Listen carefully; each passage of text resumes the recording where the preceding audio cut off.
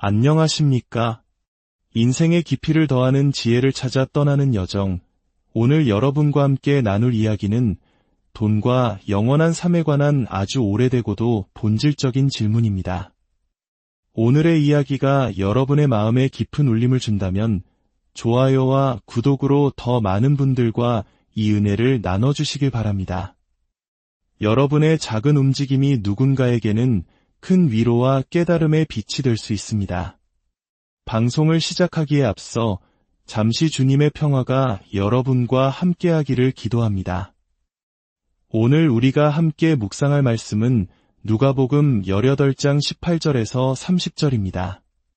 젊고 부유하며 높은 지위를 가진 한 사람이 예수님을 찾아와 영원한 삶에 대해 묻는 우리에게 너무나도 잘 알려진 장면입니다. 어떤 관리가 물어 이르되 선한 선생님이여 내가 무엇을 하여야 영생을 얻으리이까? 예수께서 이르시되 내가 어찌하여 나를 선하다 일컫느냐? 하나님 한 분 외에는 선한 이가 없느니라.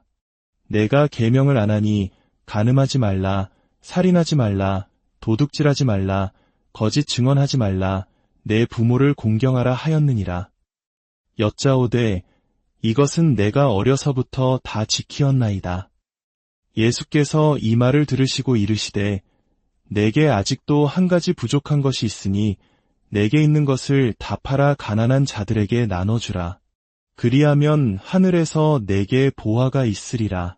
그리고 와서 나를 따르라 하시니 그 사람이 큰 부자이므로 이 말씀을 듣고 심히 근심하더라. 예수께서 그를 보시고 이르시되 재물이 있는 자는 하나님의 나라에 들어가기가 얼마나 어려운지. 낙타가 바늘기로 들어가는 것이 부자가 하나님의 나라에 들어가는 것보다 쉬우니라 하시니 듣는 자들이 이르되 그런즉 누가 구원을 얻을 수 있나이까? 이르시되 무릇 사람이 할 수 없는 것을 하나님은 하실 수 있느니라.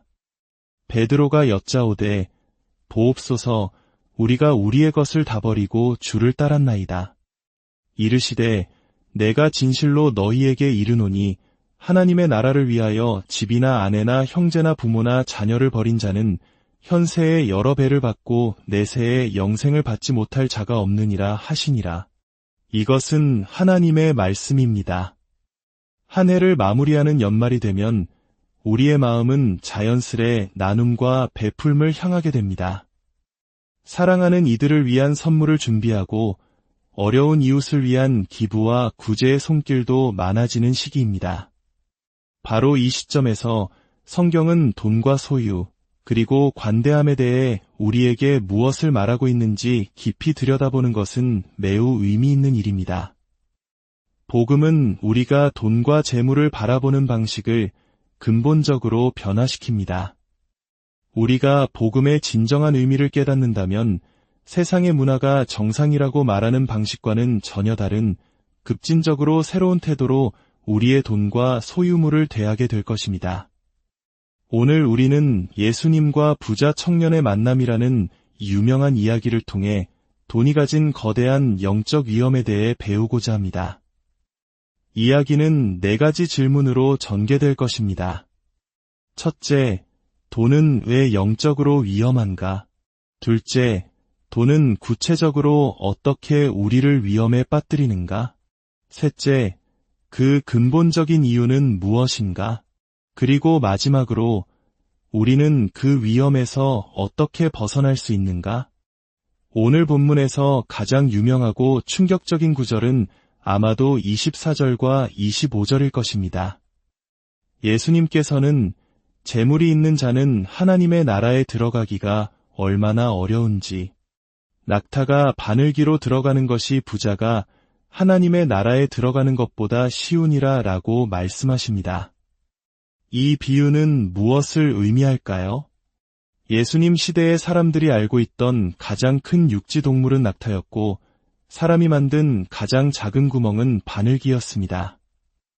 따라서 이 비유는 불가능함을 상징하는 극단적인 표현입니다. 마치 우리가 해가 서쪽에서 뜬다면 이라고 말하는 것과 같습니다. 그렇다면 예수님은 부자가 구원받는 것이 문자 그대로 불가능하다고 말씀하시는 걸까요? 그렇지는 않습니다. 성경에는 아브라함, 이삭, 야곱, 다윗, 욥과 같이 엄청난 부를 소유했으면서도 하나님 나라의 위대한 인물이었던 사람들이 많이 등장하기 때문입니다. 더 중요한 것은 제자들의 반응입니다. 예수님의 말씀을 들은 그들은 그런즉 누가 구원을 얻을 수 있나이까? 라고 묻습니다. 이 질문 속에는 당시 사람들의 생각이 고스란히 담겨 있습니다. 오늘날 우리 중 일부는 부자들을 불평등을 야기하는 탐욕스러운 존재로 여기는 경향이 있지만 당시 유대 사회에서는 부를 하나님의 축복의 증거로 여겼습니다. 어쩌면 복 받았다는 우리의 전통적인 관념과도 비슷했을지 모릅니다. 그들 생각에 하나님께 복을 받은 부자들조차 구원받기 어렵다면 대체 누가 구원받을 수 있단 말인가? 하고 충격에 빠진 것입니다. 예수님의 대답은 명확합니다. 무릇 사람이 할 수 없는 것을 하나님은 하실 수 있느니라. 이 말씀은 부자에게만 국한된 것이 아닙니다. 예수님은 모든 인간의 구원이 기적임을 선포하고 계십니다. 로마서 3장은 말합니다. 의인은 없나니 하나도 없으며 우리 중 누구도 자신의 힘과 선행으로는 구원에 이를 수 없습니다. 모든 구원은 전적인 하나님의 은혜이며 기적입니다. 그렇다면 예수님은 유독 부자를 지목하셨을까요? 그 이유는 이것입니다. 우리 모두를 하나님에게서 멀어지게 하는 죄의 본성들, 그 경향들을 돈이 더욱 증폭시키고 확대하고 강화하기 때문입니다. 돈은 우리를 하나님으로부터 멀어지게 하는 경향을 더욱 악화시킵니다. 이것이 바로 예수님께서 우리에게 주시는 매우 심각한 경고입니다. 그렇다면 돈은 구체적으로 어떻게 우리를 영적으로 위험하게 만들까요? 구약 성경, 특히 잠언 말씀을 배경으로 5가지를 살펴볼 수 있습니다. 첫째, 돈은 우리를 부정직의 유혹에 빠뜨립니다. 그리고 돈이 많을수록 그 유혹은 더욱 커집니다. 수백만 원을 버는 사람은 속임수를 통해 수백만 원을 더 벌 수 있습니다. 수억 원을 버는 사람은 수억 원을 더 벌 수 있죠. 성공할수록, 부유해질수록 부정직을 통해 얻을 수 있는 이익의 크기가 커지기에 유혹의 압박 또한 상상할 수 없이 커집니다. 그리고 우리가 거짓말을 하고 다른 사람을 속일 때 우리는 자기 자신도 속이게 됩니다. 부정직은 우리의 영혼을 무디게 하고 눈을 멀게 만듭니다. 둘째, 돈은 중독성이 있습니다. 돈은 우리로 하여금 자신이 얼마나 가지고 있는지에 대해 착각하게 만듭니다. 통계적으로 소득이 적은 사람일수록 소득 대비 기부 비율이 높고 소득이 높을수록 그 비율은 낮아집니다. 왜일까요? 돈이 많을수록 자신이 가진 돈이 부족하다고 느끼기 때문입니다. 이것이 바로 중독의 증상, 현실 부정입니다. 수입이 늘면 우리의 씀씀이도 미묘하게, 하지만 확실하게 늘어납니다. 과거보다 5배를 더 벌어도 늘어난 지출 때문에 여전히 돈에 쪼들리는 것처럼 느낍니다. 또 어떤 사회경제적 계층에 속하든 우리 주변에는 항상 우리보다 더 많이 가진 사람들이 있습니다. 수십억 자산가도 수백억, 수천억 자산가 옆에서는 자신이 부자라고 느끼지 못합니다. 저 사람이 진짜 부자지, 나는 아직 멀었어. 이런 생각에 빠져 나눌 만큼 충분히 가졌다고 느끼지 못하는 것, 이것이 바로 돈의 중독적인 힘입니다. 셋째, 돈은 우리에게 거짓된 안정감을 줍니다. 충분한 저축과 투자가 있다면 우리는 인생의 어떤 어려움도 대비할 수 있다고 착각합니다. 직장을 잃어도 얼마간은 괜찮을 것이라는 안도감. 하지만 인생에는 직장을 잃는 것보다 훨씬 더 끔찍한 일들이 많습니다. 사랑하는 사람의 죽음, 갑작스러운 질병, 믿었던 친구의 배신. 돈은 이런 인생의 근원적인 고통들 앞에서 아무런 힘이 되지 못합니다. 오히려 돈을 버느라 바빠서 정작 이런 시련을 이겨낼 힘이 되어줄 인격과 신앙, 내면의 기쁨을 쌓을 시간을 놓치게 만듭니다. 넷째, 돈은 우리를 교만하게 만듭니다. 돈을 많이 벌었다는 것은 돈 버는 일에 영리했다는 뜻입니다. 하지만 우리의 마음은 속삭입니다. 나는 똑똑해.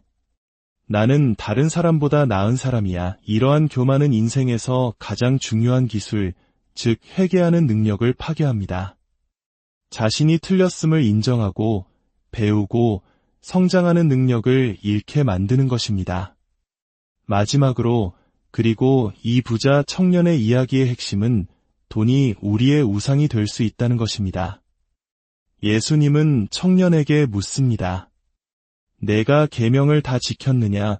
청년은 자신있게 어려서부터 다 지켰습니다. 라고 대답합니다. 그때 예수님은 그의 가장 깊은 곳을 찌릅니다. 내게 있는 것을 다 팔아 가난한 자들에게 나눠주라. 그리고 와서 나를 따르라. 이것이 모든 사람을 위한 구원의 조건일까요? 아닙니다.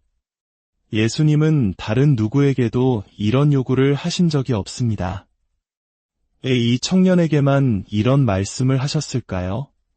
예수님은 이 청년이 나는 계명을 다 지켰다고 말했을 때 그의 마음속 가장 깊은 곳에 있는 진짜 신을 보셨기 때문입니다.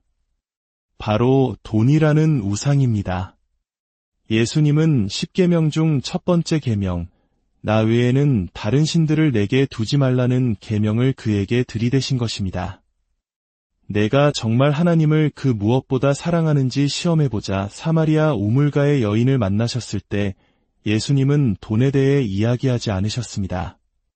대신 남편에 대해 물으셨죠. 그녀의 인생에서 의미와 안정감을 주었던 우상은 바로 남자와의 관계였기 때문입니다. 이처럼 예수님은 각 사람의 마음 중심에 자리 잡은 우상이 무엇인지 정확히 아시고 그것을 드러내십니다.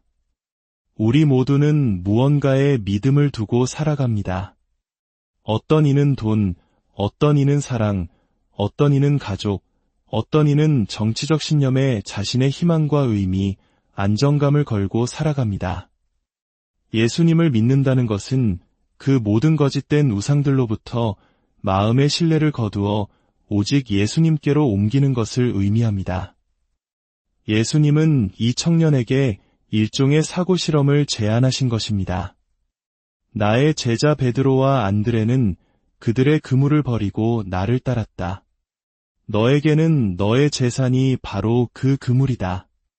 나를 사랑하기에 그리고 가난한 이들을 사랑하기에 너의 그물을 버릴 수 있겠느냐? 청년은 슬퍼하며 돌아갔습니다. 왜냐하면 그에게 돈은 단순한 재물이 아니었기 때문입니다. 그것은 그의 정체성이었고 그의 안정감이었고 그의 삶의 의미, 즉 그의 신이었던 것입니다. 그는 자신의 신을 포기할 수 없었습니다. 그렇다면 우리는 어떻게 이 돈의 강력한 힘에서 벗어날 수 있을까요? 그 해답은 이야기에 등장하는 또 다른 부자 청년에게서 찾을 수 있습니다. 혹시 눈치채셨습니까? 이야기에는 두 명의 부자 청년 통치자가 등장합니다. 한 명은 슬퍼하며 떠나갔지만 다른 한 명은 바로 예수 그리스도 자신입니다. 예수님 역시 30대 초반의 젊은 분이셨고 이 세상 그 누구보다 부유한 분이셨습니다. 온 우주의 통치자이셨기 때문입니다. 마태복음과 마가복음은 예수님께서 이 청년을 보시고 사랑하셨다고 기록합니다. 아마도 예수님은 그를 바라보며 이런 마음을 품으셨을지 모릅니다. 친구여, 나 또한 부유한 젊은 통치자란다. 그러나 너와 같은 사람들을 향한 사랑 때문에 나는 나의 모든 영광을 버렸단다. 나는 인간이 되었고 가난한 마구간에서 태어났지. 그리고 이제 나는 가난의 가장 깊은 곳으로 내려갈 것이다. 십자가 위에서 나는 나의 영광뿐 아니라 친구들, 입고 있던 옷, 내가 가진 모든 것, 심지어 아버지의 사랑과 나의 생명까지도 모두 빼앗기게 될 것이다. 나는 이 모든 것을 너를 향한 사랑 때문에 기꺼이 내어줄 것이다. 이것이 복음의 핵심입니다. 세상의 부자 청년은 자신의 재물을 놓지 못했지만 하늘의 부자 청년이신 예수님께서는 우리에게 영원한 생명이라는 참된 보물을 주시기 위해 자신의 모든 것을 희생하셨습니다.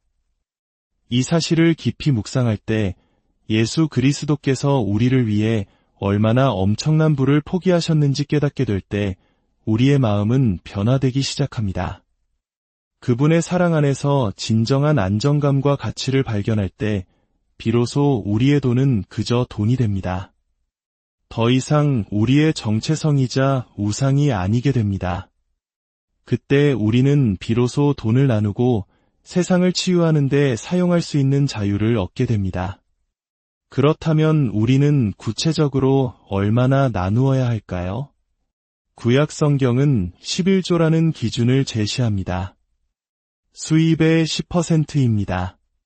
만약 당신이 오늘날 수입의 10%를 드리고 있다면 당신은 구약시대 성도의 수준에 도달한 것입니다. 하지만 신약은 우리에게 한 가지 기준을 더 제시합니다. 그것은 바로 희생입니다. 예수님은 자신의 피를 11조로 바치지 않으셨습니다. 그분은 모든 것을 희생하셨습니다.